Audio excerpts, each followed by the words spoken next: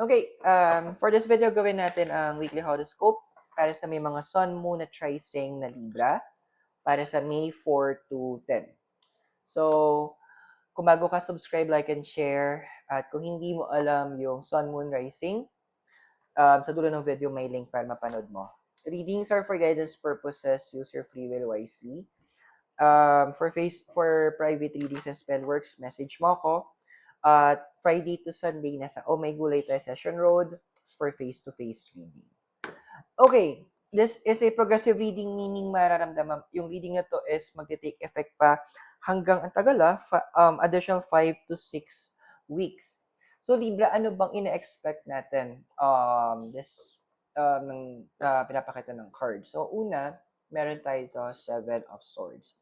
So andoon na, well, as a Libra, yun nga, you're the balancer, ikaw yung scale. At kung mapapansin mo din sa lahat ng zodiac signs, ikaw lang yung walang living creature.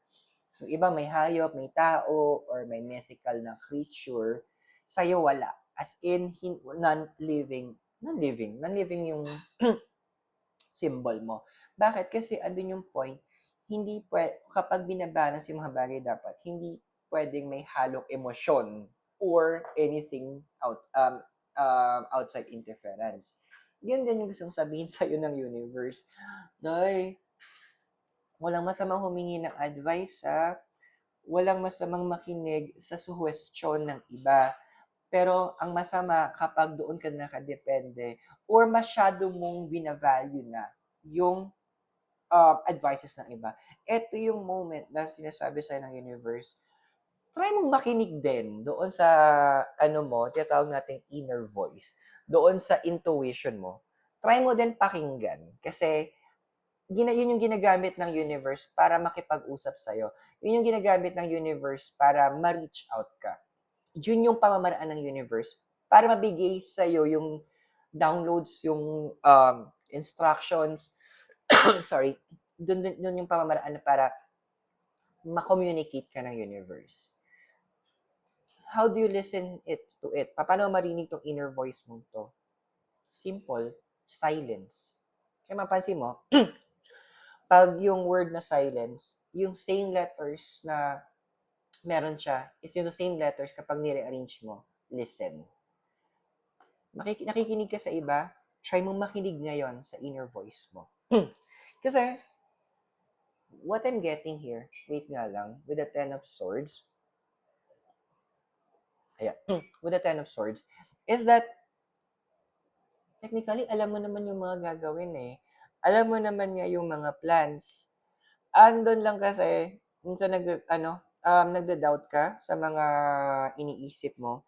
Bakit mo ida-doubt kung yung yun ang nagbigay sa'yo ng wisdom na to is yung universe? Bakit ka magdadalawang isip kung natin si God ang nagbibigay? Hindi ba mas madunong ang si God? Hindi ba mas madunong ang universe kumpara sa atin? Kasi ang action nila is very perfect. So, huwag mong questionin. Ito na yung papasok yung, di ba, yung mga sinasabi nilang trust the process, take the leap of faith. Dito na yun. Kasi, the universe wants to make sure na makuha mo or ma-achieve mo yung kailangan mo at yung para sa'yo. Eh, nagpe-prepare na universe. Andoon lang na, ang kailangan niya is marunong ka magtiwala. Kailangan niya andoon na 100% susunod ka. Kasi kaya nga, may nakausap ako na lifeguard noon, sabi niya, na kapag may nagsastruggle yung nalulunod, ang sinasabi na mag-relax ka. Kasi kapag hindi nag-relax yung sinesave nila, andun yung punto, pwedeng pareho sila na malunod kasi he's struggling. But kapag andoon na nag-trust yung nire-rescue doon sa lifeguard, dahil magagawa ng lifeguard yung trabaho niya, magagawa niya yung kailangan niyang gawin, at magagawa niya na maligtas yung tao. Now, next natin dito is the King of Cups. Ayun, so, medyo kailangan talaga literal, medyo babawasan mo. Ay, hindi nga bawasan eh. Let go of the control, Libra. Wag mo masyadong na kailangan dapat ganito, specific ganito yung mangyayari. Maganda yun eh, na you're planning, you're doing something about it, na ito yung mga tina-target mo. Kumbaga, you're manifesting it. Pero andoon kasi na tinanggal mo naman yung leeway para yung universe is gumalaw in its own magical way. Remember yung may kantang yung kay Nina dati, di ba? Love moves in mysterious ways. Actually, synonymous din yun that the universe moves in mysterious ways. Hanggang may lyrics, di ba? It's always all surprising how the universe appears over the horizon. Tas, yun. So, andito yung point na trust, literal. Kasi talagang kailangan magtiwala sa process. Iset aside mo yung logic mo. Kasi one thing's for sure, ang universe, walang logic yan. Ang weird. Pero once you follow yung weirdness ng universe, isa lang ma-assure ko sa'yo, you can get extravagant blessings from the universe. So, meron tayo itong Ace of Swords. Okay. So, this card is also advising na may pwedeng practice, ginagawa, paniniwala, or gamit, even tao na alam mo sa sarili mo na hindi naman na nakakatulong. Alam mo sa sarili mo na hinahata ka na pababa. Time to let go. Kasi ito na yung moment that the universe needs to expand you. Paano ka mag-expand? Paano ka mag-receive kung nakatali ka pa doon sa mga bagay na yon? May kasabihan na a closed hand cannot receive. Tagalog, ang isang kamay na nakasara, hindi siya pwedeng tumanggap. Ano ba yung hawak mo? Na hindi mo mabitaw-bitawan. Sino ba yan? Ano ba yan? Na kailangan mo i-let go. Na sobrang nag-invest ka na ng energy mo, nag-invest ka ng oras mo, pero yung tinatawag nating ROI, or yung the return of investment, wala. It's time to let go, my dear. Hindi naman masamang isipin mo yung sarili mo this time. Kasi may responsibility ka sa sarili mo. Yung next natin is the Five of Cups. Ayan, so medyo isa-set aside talaga natin, hindi lang yung logic natin, my dear, pero pati yung utak, yung emotions natin. Kasi yan din yung point na one of the archetypes ng Libra energy is andoon ng fairness. Is about balance. Hindi all the time mababalance. Kailangan may moments na kailangan maging imbalance muna para mahanap yung balance. Di ba kapag kung nakita na kayo ng mga nagsisimulang mag-yoga or na-try mo na magsimulang mag-yoga, hindi naman on the spot perfect yun, di ba? Andoon na nag-a-adjust ka. So, hindi ka pa yung balance. But in that process na hindi ka balance, you're adjusting, unti-unti mo nakukuha yung core, unti-unti mo nakukuha yung gitna. Same thing din. Don't let your emotions get in your way. Huwag mong hayaan na yung awa effect. Kasi, ang awa, binibigay lang yan sa mga taong deserving. Yung awa, binibigay lang yan sa mga tao na talagang andoon may ginagawa to make themselves better. Ito yung mga pinagbigyan mo ng awa. Mas nakakaawa ka pa. Parang, siguro yung term, they took advantage of you. Nandoon na they neglect it. O may worse din na since na awa ka, may ginawa ka, ando na parang pinako nila sa'yo, oy, responsibilidad mong tulungan ako. Ay, wow! Diba? Now, we have here, next is the Three of Cups. So, ito yung moment din na, alam mo yung, may mga moments kasi sa inyo na kapag na-trigger na kayo ng emotions nyo, two things yung nangyayari.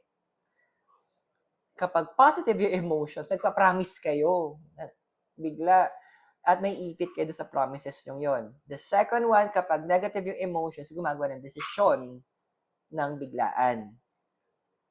Either which, hindi maganda. Kaya, kailangan mong ikalma. If you need to maybe walk away, umalis doon sa conversation kasi naano mo na natitrigger na emotions mo, gawin mo. Be in control. Kasi, kailangan, kapag magde-decide ka, clear. Gaya, pagganahin mo yung pagiging Libra mo. Okay, yung Libra energy mo. Now, we have here is the Page of Wands. Now, this card is also advising na na kailangan mo yung moment to review yung mga tina-target mo. I-review mo din yung mga plans mo kasi madami doon is hindi na giving. What do I mean? Kumbaga sabihin natin yung tina-target mo is maganda, pero ang effort mo is 100, pero ang balik sa'yo 50. Eh, namigay ka lang, di ba? So, andun din tayo that kung hindi equal yung babalik, it's more than. Kasi hindi naman masama yun kasi you're also trying to fix or i-ensure na magiging maayos yung future mo eh.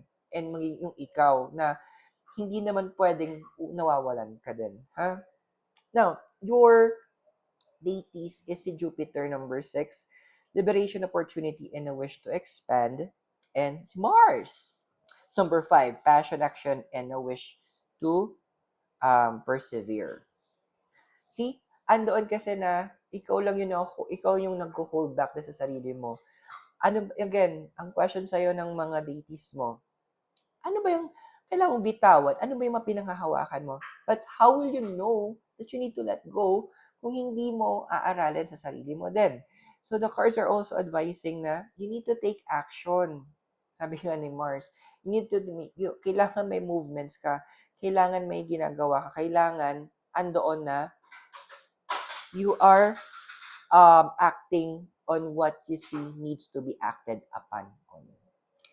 So I hope nakatulong yung reading. Those are for guidance purposes. Use your free will wisely. And subscribe, like, and share. Private readings and spellworks, message me. And Friday to Sunday, nasa Gulay tayo, Session Road for face-to-face reading. So maraming salamat sa'yo. God bless, Namaste. Hare Krishna and blessed be, and hope to see you soon from Baguio City. Have a great day. Bye for now.